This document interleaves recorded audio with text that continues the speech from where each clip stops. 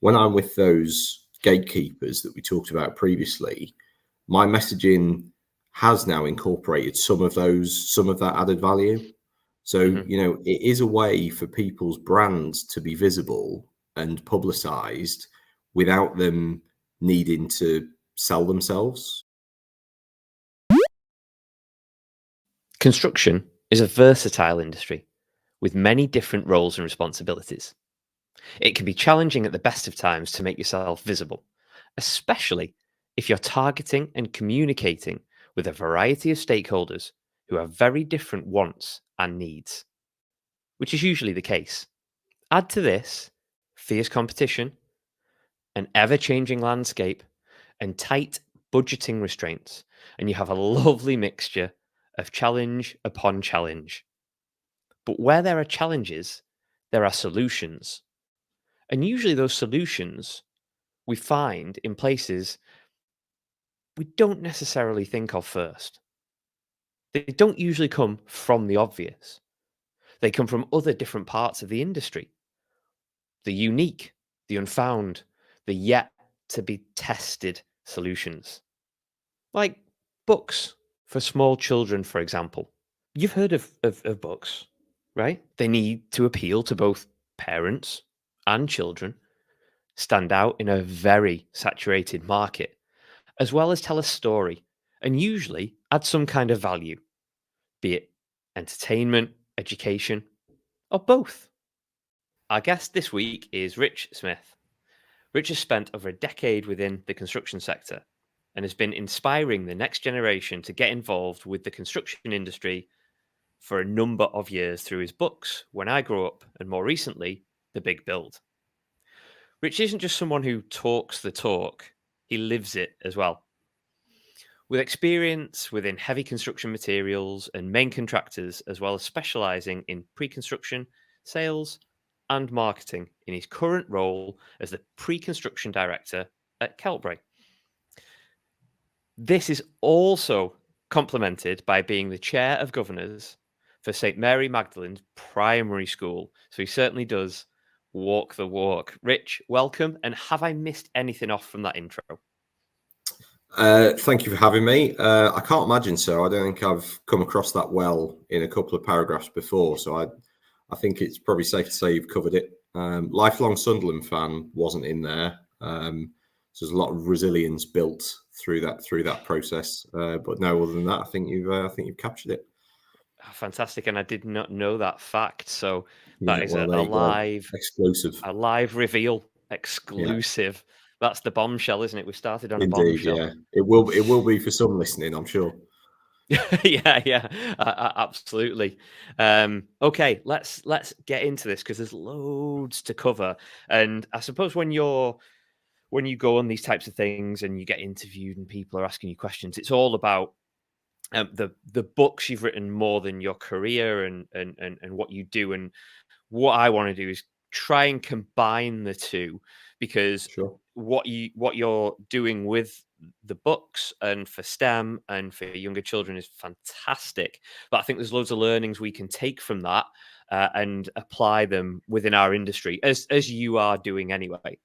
Before we get on to those additional learnings from writing and publishing the two books we mentioned, um, can you explain how the books that, and I quote, inspire school children to engage with STEM subjects from a young age actually came about? Yeah, sure. So I've got two children of my own, Harry and Isabel. So they are 8 and 6 now. They were sort of 6 and 4 probably at the time that When I Grew Up really kicked off. You mentioned my role at school as well. So I'm chair of governors at their school. So I see a lot of curriculum insights. I've built a pretty solid understanding of the education system and how that works and how we're really trying to engage children through school. And then from a professional capacity, I sort of see our skill shortage and our struggle to recruit people into the industry.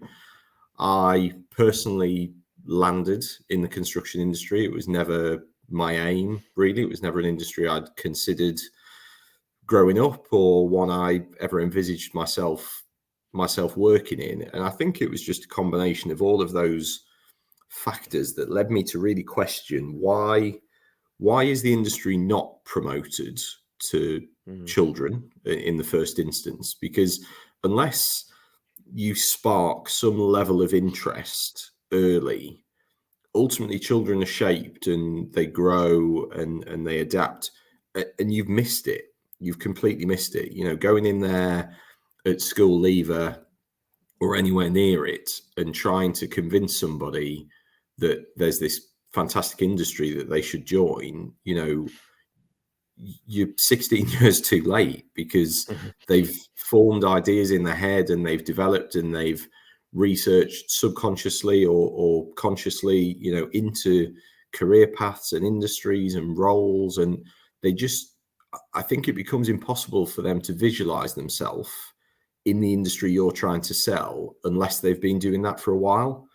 So that sort of led me to believe that we really need to capture the imagination of children early and kind of at the first point they're able to understand it, really. And then the vehicle of the books was really just through, I think, seeing my own children, their interest really peaking through reading. You know, us sat talking about something would not have the same impact as us reading a story about something and then discussing it. And, you know, I don't mean that in a kind of homeschooling structured type environment. I mean it as a genuine kind of bedtime story followed up the next morning with, you know, passing comments about it. And I think that was where I had the idea that, you know, I was going to write a book. It was going to inspire children. And I would say that was the creative element. And then what followed is slightly less romantic, but it was then kind of getting into the science of, well, actually, how do you do that? And what is the formula? And, you know, doing some actual research into, you know, it sounds obvious when you talk about it, but beginning, middle, and end of a children's story is exactly the process you need to follow. And you need to introduce characters, and you need, you know, there is a formula there. You can work to it. You can break it down. And then, you know, it just grew from there, really. So it's quite a long answer, but I think that is on the basis that it did really feel like a number of different contributing factors that, you know, brought me to it. It wasn't a straightforward, you know, oh, there's a clear gap here. It really was a sort of evolving thing. And I think we've seen over time since the release of the first book, people getting behind that and how there was actually that gap in the market for something like that.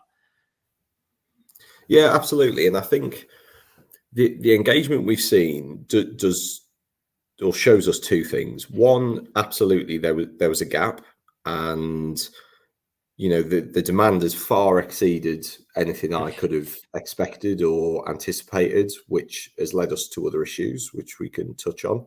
But I think what it's also shown us is that as an industry, we naturally compete.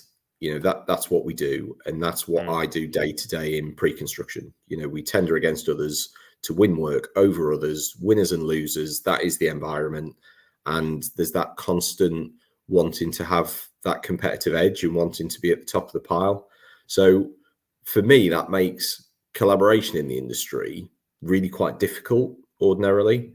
So, you know, the approach we've taken with both books, which is to not brand any of the books, any of the website, any of the marketing material, has enabled everybody to say, well, actually, do you know what? I can get behind that. There's no conflict of interest there. I'm not promoting another organization. I'm not, you know, doing anything like that. And we also, you know, just stripped out all commerciality as well. So there's no, you know, the whole venture is not for profit. I've not made a penny and never will make a penny out of when I grew up. That's the whole premise. Nor does Keltbray. Despite them being my employer, there's no commercial gain for them. And I think it's those principles that have really enabled people to buy into it and get behind it, and probably for it to see the sort of acceptance and growth that it's had. Yeah, absolutely. And as soon as you start to commercialize that, then there's always that ambiguity in terms of, are these people being paid to promote it? Is this an influencer kind of thing? Yeah, Where's the money absolutely. changing hands? And then it's got the wrong kind of value to it, and it loses that core of why you created it in the first place. That's exactly it. And I think, if we look at what are we trying to do here, we're trying to inspire young people so that, it won't be tomorrow, but as the children that are getting the book now become 16, 18, 21, wherever their entry point might be, they've had this interest in construction and they've been able to see themselves joining the industry, and they've considered it. And every time they've driven past a site, they've shown a bit of interest and learnt a bit about it. Or, it's really just trying to spark that. And hopefully we'll have this influx of, people in 10 years plus time, and we'll be able to trace it back to the book. I think I've said in a similar setting previously, a bit of an ambition is that I'll ultimately have somebody join a team and they will actually say, do you know what? I remember having that book as a kid. Nice. That would be a fantastic sort of full circle for the project, I think. Yeah. I'm just making a note, a calendar reminder for 10 years to get you back on. Yeah, that's it. Yeah. And and As long as I we'll see found where we're at. someone, I don't want to come on and tell you I found Yeah, yeah. nobody. So Yeah. yeah, it'll be a conditional attendance. Yeah, well, I'll just pencil it in for now then.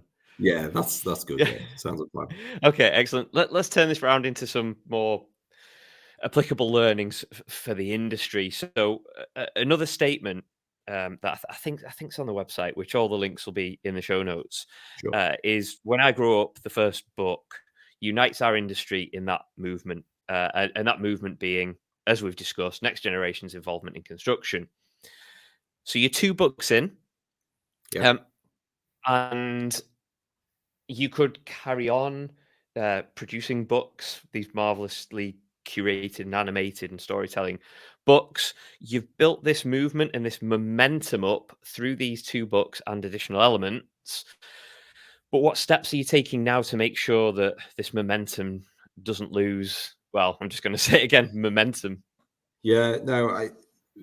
So this is a real interesting point, and I think one of the things I've struggled with in recent weeks, stroke months, is balancing the when I grow up momentum and workload with the day job.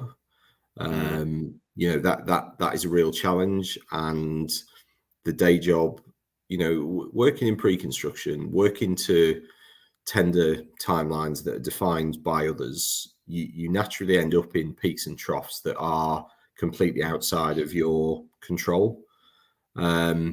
So with the best will in the world, planning that is very difficult because you are quite reactive to client demand, really. So balancing that is tricky. I think, bizarrely, the volume of interest created but also stalled momentum in similar measure, because keeping up with demand became very difficult very quickly. So it was great to have the interest and have that momentum, but equally that created a bigger workload, more to satisfy, which was sort of pulling against each other. So that was difficult. And then what it's also opened is other opportunities to explore. So we've got, connected sectors who are very interested in having their own book that focuses on, say, the steel industry, as an example, or the rail industry, or the highways industry, so kind of spin-offs that are more tailored to a particular sector or trade. So there's huge opportunity there. And then where I really want to go is that if we've got a child who maybe read When I Grow Up at 5 and they read The Big Build at 6 or 7, I really want to think, right, so when they're 9, how am I engaging them through When I Grow Up? Because, and then when they're 11 and when they're 13, how do we maintain that engagement so that, I think it's a different type of momentum to the one I originally answered, but how do we keep that momentum with the child as they transition through into sort of teenager, young adult? So, I've got various pages in notepads around, oh, we should have a When I Grow Up app. And in that app, there's a, job finder, and you go through and you answer sort of matrix of questions on, do you prefer to work? Do you think you want to work inside or outside? Do you want to work with your hands or do you want to work with computers? Do you want to, and almost so that we could help narrow down what career choice might be right for the child. And, that's so much more detailed and in depth at 11 than it is as we introduce the roles in the books at sort of age 5. So I think there's the momentum in terms of the industry movement that we really need to keep on top of and keep it going. And, doing podcasts like today is a fantastic way of doing that. This will reach people who have either not seen it or they saw it in passing, but they never really clicked into it to see what it was all about. And, this will drive them to do that. So I think there's that industry momentum, but then there's also that momentum of thinking of the children as customers, if you like. How do we maintain that customer journey from, someone's gone into their school, read the book with them, they've got their own copy, but what next? And that's, something I regularly come back to and sketch out and try and think where we're going to take that.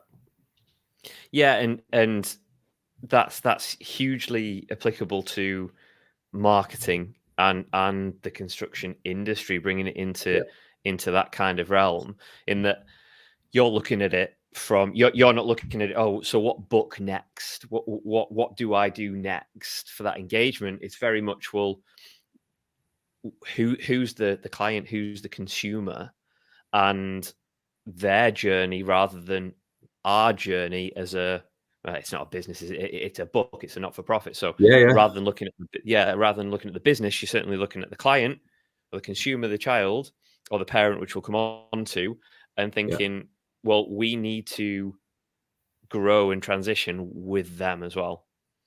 Absolutely. And, we tried to take the first step as we went from When I Grow Up to the Big Build. So, we tried to go from the general industry and what the outcomes are. So enabling, other careers and enabling society to function effectively. And then as we've moved into the Big Build, we've tried to start to unpack, well, actually, there's different roles within here. It's not all about building. You don't have to build to be in the construction industry. You can plan, you can design, you can procure. There's different routes there, and it is. I think that analogy of the customer journey is the right one, really. Yeah, absolutely.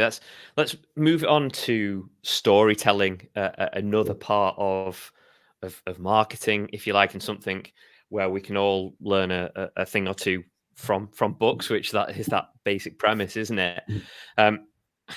What certainly I not grew up, but in my marketing came to understand is that storytelling is important. Now, how important is debatable in terms of where it sits and should it be your main focus.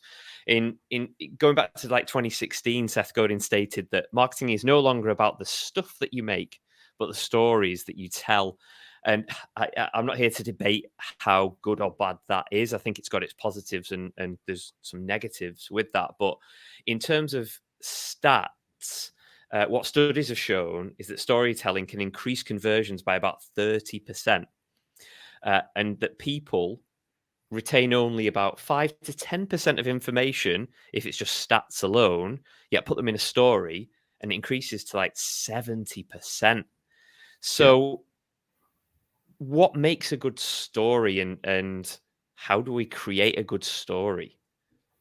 I think for me, I immediately come to that kind of head and heart type conversation. And for me, talking around stats and everything like that is all kind of head, isn't it?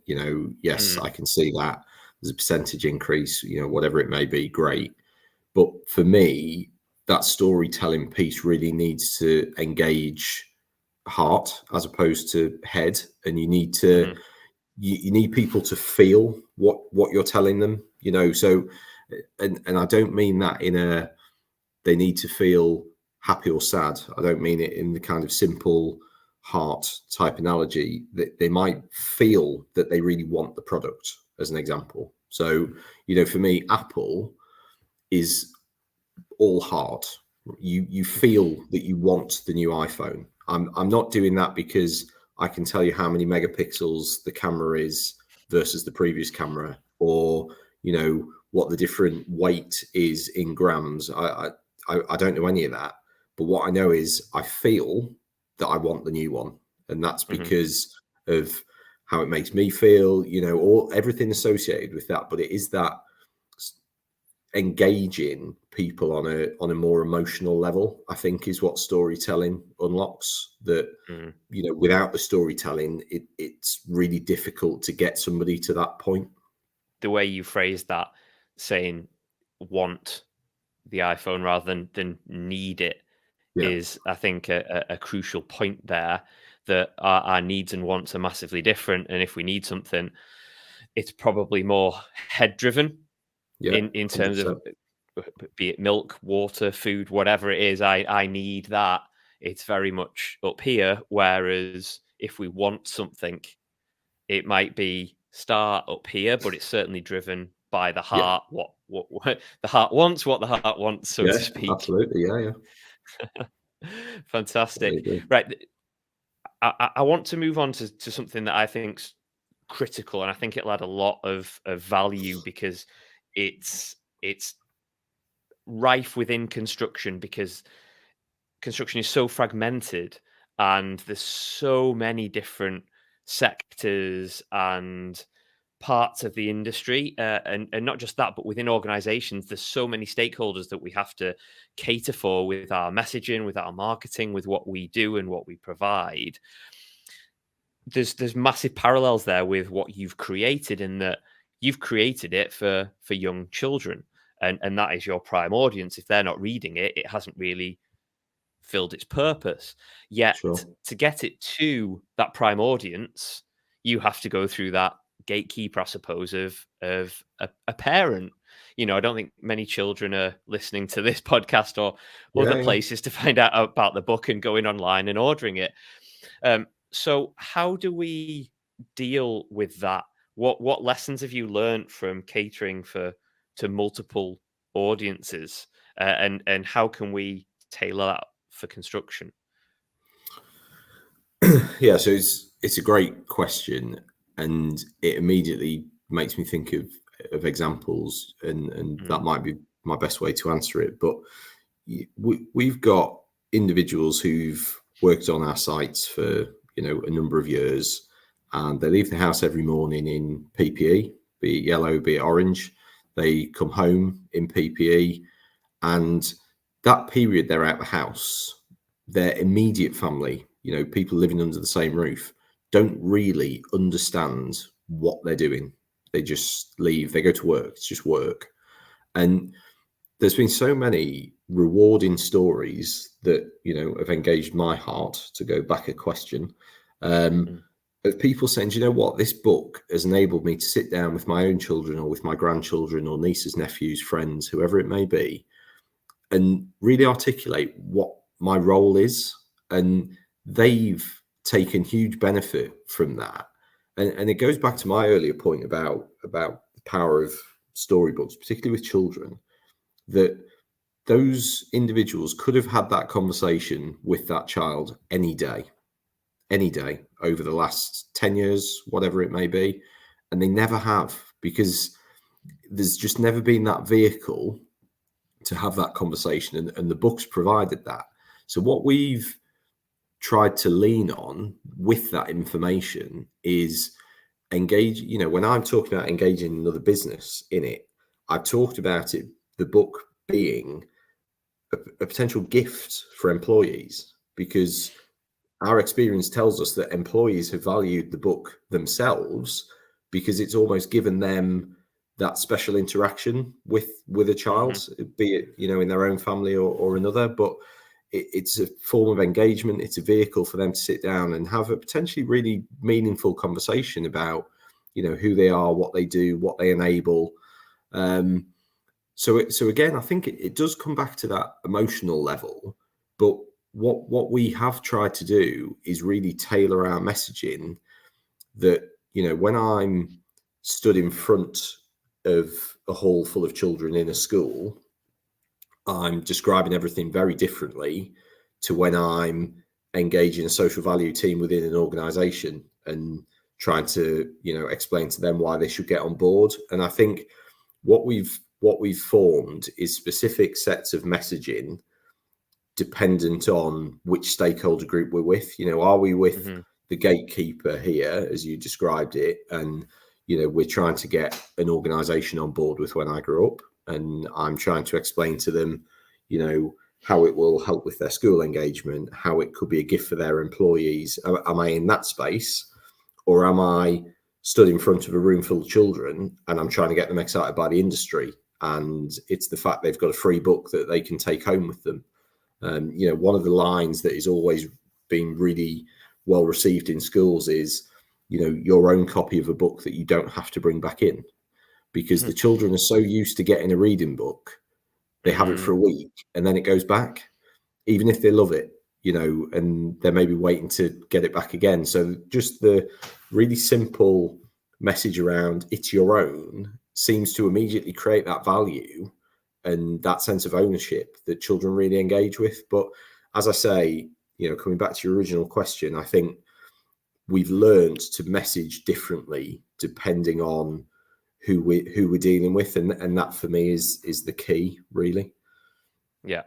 It's same outcome, same main goal, but the messaging is tailored, and I think that's the transitional piece, isn't it? Yeah, To absolutely. what you do and what a lot of people do in the industry. It's knowing your audience and knowing what they need or want to hear, not in a not in lies, but in the truth, to Yeah, say this is the right solution for yeah. you.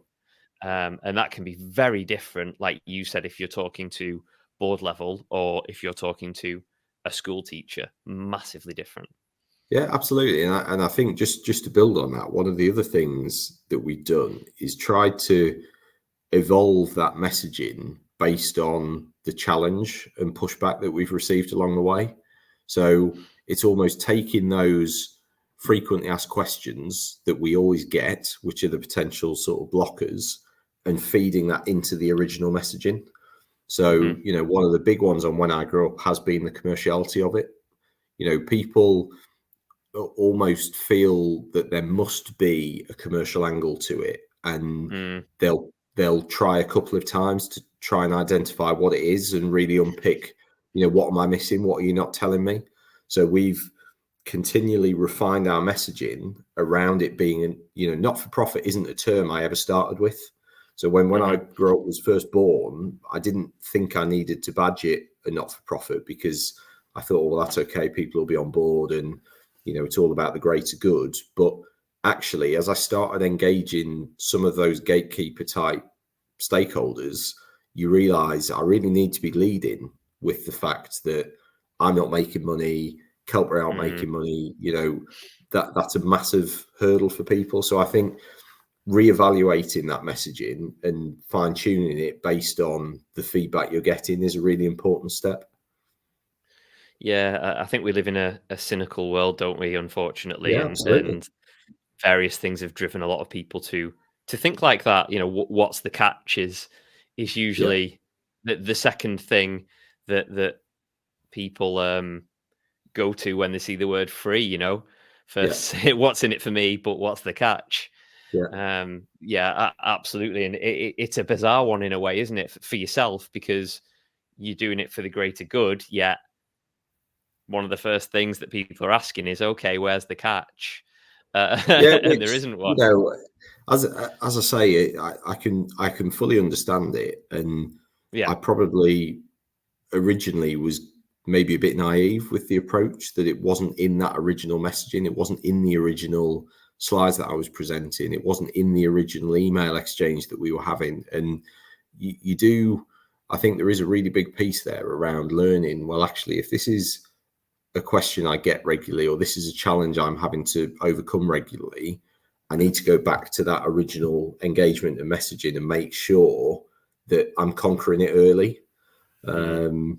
It's linked to that customer journey piece we talked about at the Hmm. start, isn't it? That, those gatekeepers in organizations that I want to engage with when I grow up, they're on a customer journey. So chances are they saw when I grew up on LinkedIn. That's been our primary, vehicle. That's where they probably saw it. So I need to put myself in their shoes and think, right, well, which post have they seen? Have they gone to the website? So when they get to the website, have I been really upfront about that not-for-profit, about there isn't a catch? And you're almost trying to tick off the objections and challenges as you Mm. go, so that by the point you're face to face with them, you've overcome a lot of that already. Yeah, there's so many takeaways in that from a marketing perspective as well. Yeah, It's phenomenal. You're doing yourself a great justice here in terms of your approach and the things you're yeah, adding. Which I want to come full circle to finish this off sure. really, and talk about adding value and communications and building brands, if you like, because there's clearly two strings to your bow, um, and one negative being a Sunderland fan, but we won't hold that against you That's at right. all. We could overlook that for But now. yeah, absolutely. So on the one hand, director at Keltbray, on the other, award-winning author. Indeed, yeah. Um, Strange as it is. clearly, there's a link between the two because construction is that link, and they both take up a lot of time and attention.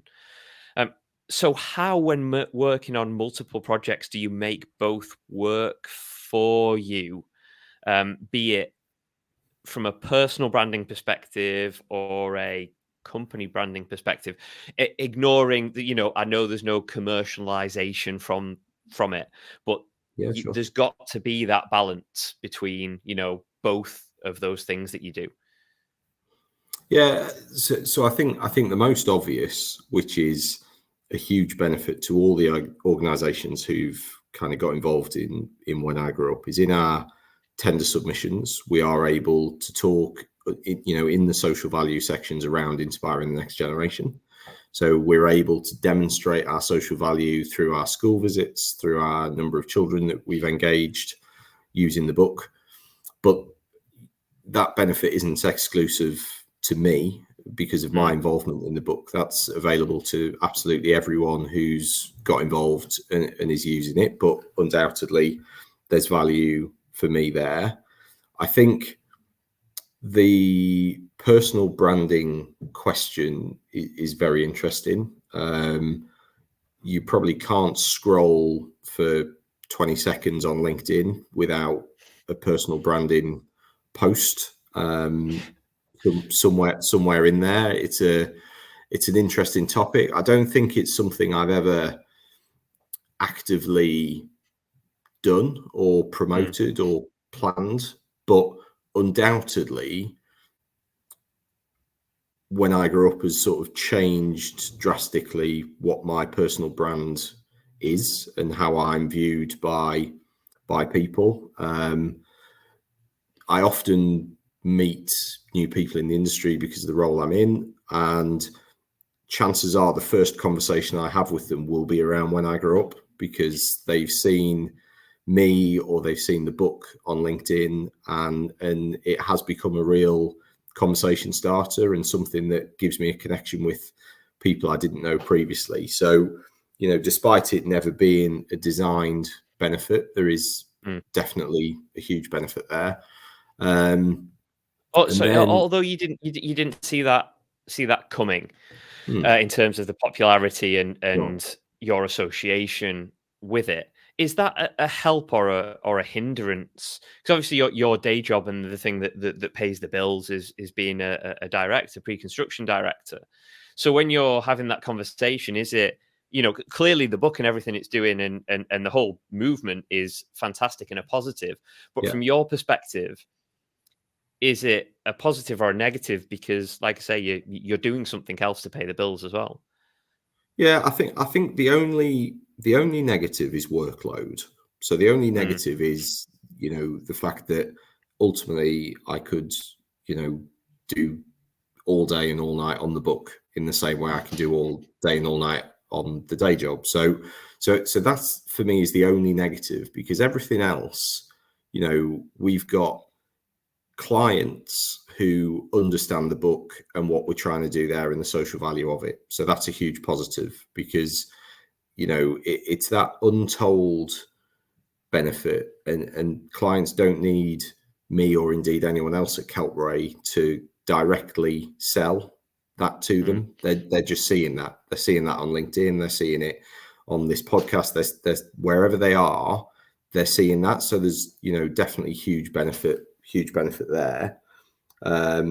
We are opening opportunity for individuals across the organization to go and do school engagement that they didn't have previously, or maybe didn't feel comfortable doing. So, Nice. the benefit of the book is it's a sort of off the shelf package with resources that anyone can go and stand in front of a class of children and deliver. So we've had a lot of people, and particularly some of our younger employees who, maybe don't have the experience in the industry because they're new into it. So they wouldn't have wanted to go and stand in front of children and talk about their job and what they do, because they've not been in it long. They don't feel they've got that experience and confidence.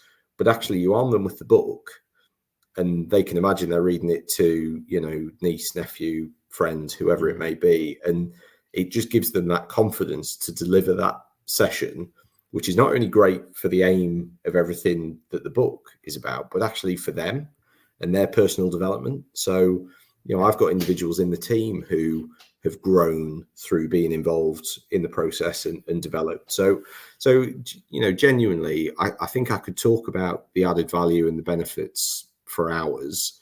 The only negative is that keeping up with the momentum and keeping up with the demands, and trying to, satisfy people who want to get involved and people who want to take it onto the next level. And, that for me is the only negative, which, am I actually being a bit negative by viewing it that way? Probably so. So yeah, I think that's where we are. Well, I personally think it's one of the best case studies I've seen, although it's inadvertently, one of the best case studies I've ever seen for focusing on something that adds a hell of a lot of value, that isn't commercialized, that isn't focused on the core product or selling features or benefits or functions or anything like that, but attributes so much to the marketing discipline. Yeah. I'm trying not to talk about it like it was designed to do a lot of the things it was designed to do in terms of the added value, because I know it wasn't, and it was never the case. But it's just an excellent case study in. And when I'm saying that, I'm thinking about Michelin and the Michelin stars to get people to buy tires, and the Guinness Book of World Records in terms of getting people to talk about But facts it and is things in pub. no, that's exactly right. And I think the more I think about it, when I'm with those gatekeepers that we talked about previously, my messaging has now incorporated some of that added value. So, it is a way for people's brands to be visible and publicized without them needing to sell themselves. It's just a way of being out there and generating content, and, your brand is very visible through your involvement, to the point that on the website, we have an area dedicated to showcasing the brands of people who've got involved. And they're not paying for their brand to be on there. There's no commercial model to it, but it is undoubtedly a selling point for people that they want the visibility of being involved. So yeah, I think you're exactly right. Absolutely, Rich. Thank you so much. What I want to end it on is you telling people how they can get involved and where they can find the book/books. Yeah, sure. So when I grow up, book.co.uk is our website. All of our information is on there in relation to both books, both When I Grow Up and The Big Build. There are contact forms on there. LinkedIn has been our real secret to success for the whole project. We've not used any other form of social media to date. We might do going forward to try and generate interest, but LinkedIn has more than satisfied the demands that we're trying to keep up with. Hopefully, we can grow it. We can, as I say, I mentioned an app earlier. I'd love to be in a space where we can develop that app to take people with us. But yeah, via the website, myself on LinkedIn, do get in touch. Bear with us as we try and keep up with that momentum and demands that's been generated. But I am hoping we'll sort of ramp up again as we head into the back end of the year, because I do think there's a lot of Christmas trees that would benefit from some When I Grew Up in and around them through that holiday period. Yeah, absolutely. So if you're buying a toy excavator or skid steer, Yeah, think about the When I Grow Up book alongside it, because absolutely. That in there with it'll it just would be enhance a the. match made in heaven. Yeah. Yeah, absolutely. Rich, thank you so much for your time. It's been No, really, thank you really for having me on. interesting. Absolute pleasure, and I hope you continue with that momentum. And I'm fully supportive of it, and think it's fantastic what you've done. So, congratulations on that one. That's brilliant. Thank you very much for having me.